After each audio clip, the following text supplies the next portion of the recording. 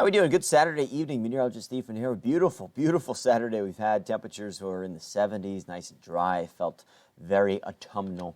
Enjoy the rest of our weekend. We got another nice day coming up for Sunday, and pretty much a good chunk of nice weather for the upcoming work week, giving us here in the Weather Center plenty of focus on the tropics because there's a lot going on in the tropics. The post-tropical system Fiona is long gone after it really slammed Nova Scotia. Gaston and Hermine, really no worries to land in major ways, more just issues for maritime traffic. It won't last all that much longer. The focus is really now on Ian, which is churning in the Caribbean just south of Jamaica as that tropical storm. In the next day or so, this thing likely to be a hurricane, as it will soon to make the bend into the Gulf of Mexico, making that bend to the north. Probably by this time tomorrow, by Sunday night, it's going to be making that turn to the north. And then eventually, at some point, some land interaction could be possible with Cuba by early next week, Tuesday night into Wednesday. That's when the system will then be moving into the Gulf of Mexico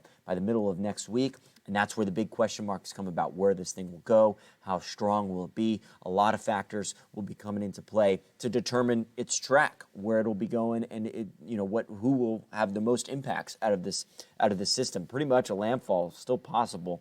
The Gulf Coast of Alabama, across the Panhandle to Tampa Bay here. So big question marks about how far west or how far east this thing tracks. One big determination of that will be the intensity of the system, how fast it does intensify. It is still expected to be at some point a major hurricane as it makes its way into the Gulf of Mexico, because these are our bathwater standards down here in terms of temperatures, mid to upper 80s, so warm. Heat is a direct translation to energy, and tropical cyclones just feed off of that, just fuel for intensification. And for some reference, since 2017, there's been 11 tropical cyclones that have rapidly intensified in the Gulf of Mexico. So they moved into the Gulf of Mexico, meaning they dropped 24 millibars of pressure in 24 hours, just intensifying like that, doing so very close to land in the Gulf of Mexico. It's kind of their happy place, so to speak, where tropical cyclones go. They love to just feed off that energy. So that will be a influence on how far west or east the system tracks, its intensity. Another influence on how far west or east it tracks is what else is going on in the atmosphere. There's going to be a cold front moving through tomorrow night, associated with this big area low pressure, a trough, so to speak, digging down.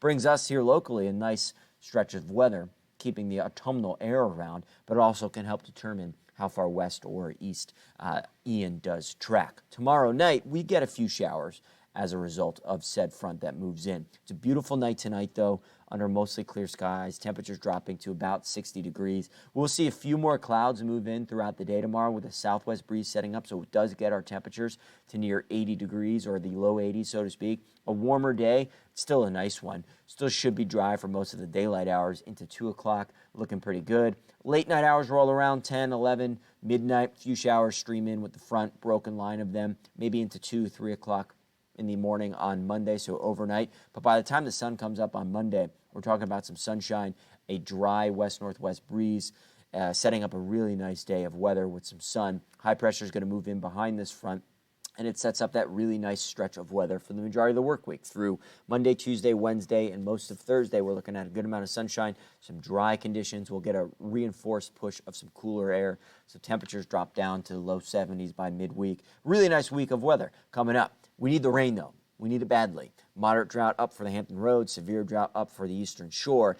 And depending on Ian's track down in the Gulf of Mexico, whatever's left of this thing is going to likely come into the continental United States later next week into the weekend. We can get some residual moisture out of it. We can maybe get some tropical rains out of it, and we could use it, as we just showed you the drought monitor. So I'm looking forward to and optimistic about some much-needed rainfall towards the end of the week. We'll just have to track, we'll have to watch Ian closely to determine those details, or at least the specifics of those details for us here locally. But nothing for us to be too worried about. We'll keep you posted. Enjoy the day tomorrow. Enjoy the rest of your weekend.